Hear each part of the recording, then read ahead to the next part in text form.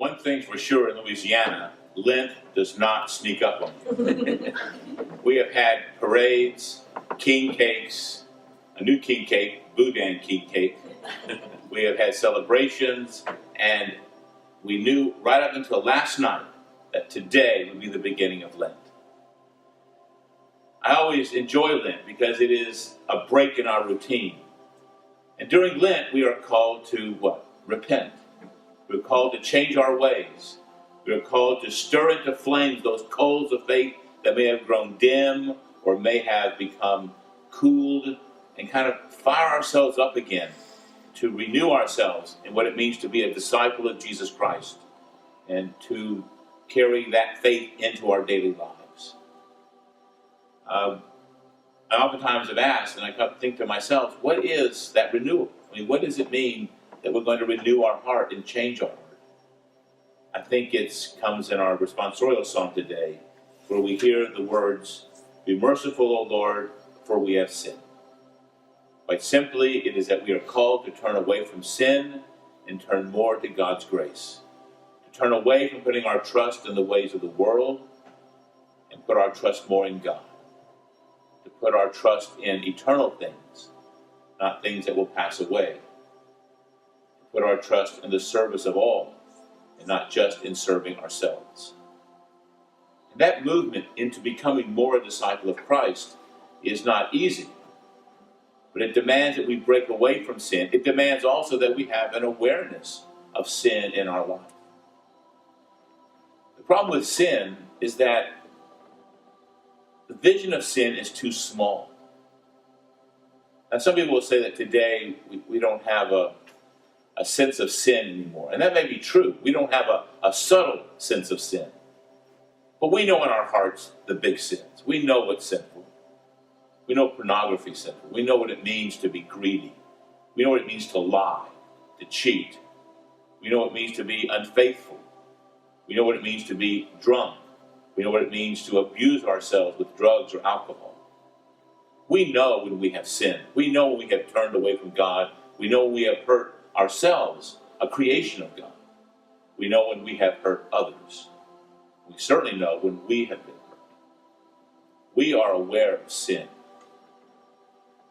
The problem with sin is that it's too small a vision. It's too small an understanding of who we are and who others are. Sin always turns us in on ourselves. Sin always is about me, what I want, the way I want it, the way I judge it, the way I see it. It's I. In Lent, we are called to a renewal to open our minds to a bigger vision of life, even a bigger understanding of who we are, a deeper respect for who we are. So often today, I think one of the great sins is that we don't really appreciate what a wonder we are in the eyes of God. What a wonder we are in the creation of what God has made us to be. And so we don't demand much of ourselves, we don't demand much of each other, and we keep our vision very small. In Lent, we want to try to break out of that routine. And many times, that kind of idea of sin in our life, that kind of small vision, is built into our routine, the way we live. And so we are called to break that routine in Lent and to seek that conversion of heart. Now, of course, that's what we're supposed to do all the time as disciples of Jesus. We're always supposed to be seeking conversion. We're always supposed to be trying to renew our lives. But what's unique about Lent is that we choose to do it together. We choose it as a corporate action of renewal. So that we can also kind of look over our shoulder. How you doing? How you doing? You know, the one thing you don't want to do in a Catholic church really is make your Lenten practice public. Because everybody else will be your conscience, you know. If you say, well, I'm going to have this little... What, did you give up sweets for Lent? Oh, yeah, right, okay. That's a good thing, because we can help one another. But when we do it together, we're all in it together. And so we can support one another. We can be an encouragement to one another. We can be a witness to the world of what we are doing. And so Lent is the time we call to renewal, to break out of that sin in our life that binds us to that small vision of ourselves, that makes our life self-centered, that gets us caught in the slavery of pleasure, the slavery of sin, the slavery of unforgiveness, of grudges, of small thinking, of disrespect of others. To try to break out of that into the freedom of the sons and daughters of God, the freedom of God, children, to love as God wants us to love. And how do we do that? Well, we make Lenten practices. And the scriptures today, the gospel gives us 3 ways to really do that, really open up our lives. The first is almsgiving. We're called to 3 things: almsgiving, prayer, and fasting. Almsgiving, has to do with how we deal with the treasures in our life, with the money in our life, really, the gifts and talents we have, and how we are willing to give that in service of others. That what we have is not just ours, but we are also called to be good stewards of the gifts we have received, of the opportunities we have received, of the blessings we have received, and see them not just as for us, but also for the good of others. So almsgiving is about how much we're willing to share from our blessings with other people. And it's always going to be somewhat about money. As they say, if you want to find out what the problem is, follow the money. Okay? It's always going to be somewhat about money, because money for us represents so many things. But for some people, time they see as more precious than money. So sometimes people are willing to give a lot of money to something, but they don't want to get involved. Almsgiving is about changing our heart so that we see the poor. We have to see them first, and then have our hearts touched so that we are willing to share to help those in need. Help those who are financially poor. Help those who are poor in friends. Help those who are poor in hope, who are losing hope. That we can be an opportunity to share ourselves, our time, our effort, to speak with them, to encourage them, to share some of our hope with them. We are called to give alms. We're called to see the poor and try to reach out and touch them. It's really the part of our Lent that has to do with charity and the giving to others. So during Lent, we're asked to consider how we use our gifts and our talents, and whether or not we even see the needs of the poor. Hopefully during Lent, we'll open our eyes, see those in need, and then with God's help, be sparked with a new generosity to help those who need our help. We're also called to prayer. Prayer is about opening our minds and hearts to the fact that we are not the Creator, we are not God, but that we have a God who loves us and a God who wants to teach us. In prayer, we learn to be the disciple.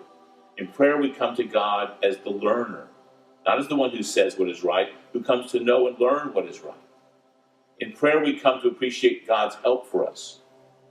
And one of the best ways to open ourselves to prayer as Catholics, I think, during Lent, is to make a good confession. You might say, how does that do with prayer? Because if you're going to make a good confession, you've got to get on your knees and consider your life in terms of sin, in terms of how I've been faithful.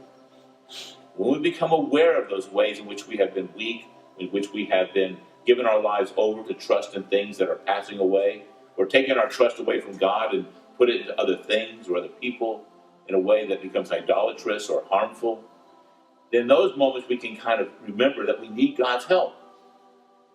Have mercy on me, O God, for I have sinned. It is a moment we open our hearts and we realize we need God's help. We need His graces. We need His strength. Prayer opens up our whole spiritual life in a new way. And in prayer is where we truly become a disciple of Jesus Christ. Where we listen to His word and allow it to truly touch our hearts. And to open up a new enthusiasm for what it means to be a disciple. We need to take time to pray. Maybe we give up. We only watch TV 1 hour a night. Or maybe there's some time during the day. Now this is very radical. But there may be some time during the day you actually turn your phone off. Not on silent. You turn it off and put it off to the side for 1 hour. Okay? As you start to shake, and you don't know if you can do this or not, you take a time to create a space for God to work in your life. Any kind of Lenten practice should not be just for its own sake. We give up or we give over or we do something to open ourselves to some act of service to allow God to work in our life. And so when we say, okay, 1 hour, no phone. That gives us an hour to put our attention on something else completely. another person, a time for prayer, a time to take a walk, a time to get outside, a time to kind of stretch our spine a little bit. There's a disease now, kind of people getting hunched over, and it's causing problems because they're always looking at their phone this way. Straighten up and see the horizon, and open our eyes and see things new. We create that space for prayer. When we do, God has a chance. And maybe this is more important, we don't have a chance just to talk to God. God has a chance to touch our hearts and show us something new. So prayer is the way we enter into the season of Lent. And the last, of course, is fasting. That is, it's good for us to take time to step away from things, even good things we enjoy, in order that we might develop self-discipline. But also we might be in solidarity with those who can't even have those things. To feel hungry at some time in our life. I had a grandmother who used to sit, one time when she was around our table on one Sunday, my mother was always afraid of what she was going to say. And so she would say one day, out of nowhere, she just kind of sat back and she was very pensive. She was thinking and she said, I don't think I've ever been hungry. We were poor. We had it hard. Maybe it's an Italian trait. But there was always some food on the table. I was never hungry in my life. But maybe there's time for us, and oftentimes us as Americans, we're not really hungry. Not hungry for anything. We get everything we want, when we want it, and as fast as we want it. Maybe it's time for us to take time to fast from things, to take them away, choose to take them away, so we can feel what it means to be without. Also, we can fast and take that money that we're going to use. So when you go get a hamburger, just don't get the fries. And take that money and put it in to the work of the poor. Fasting for the sake of the kingdom. Fasting for service. Fasting to develop a sense of self-discipline. So as we enter the season of Lent, let us take those three things with us. Almsgiving, fasting, and prayer. And as we take them with them, let them be a kind of examination of conscience in our lives, so that we reflect upon what it means to be a disciple. Do I see the poor and reach out to help them? Do I open my heart to God as my God and seek His forgiveness and mercy, and also become aware of His love? And am I willing to give up so I might be a better instrument, so I might be able to create a space for God in my life? I pray that this Lent will be a time of renewal for us all. And if you're hearing this on the app, or if you are listening to me today, and you think, oh gosh, Lent's already started, and I don't have anything to do today, then start today. Start now. The one line of the scriptures today that I think we need to keep in our hearts, it says, behold, now is a very acceptable time. Now is the day of salvation. Now we begin our renewal with the Lord. Now we begin to become more a disciple of Christ. Today we discover what it means to be a true, free son and daughter.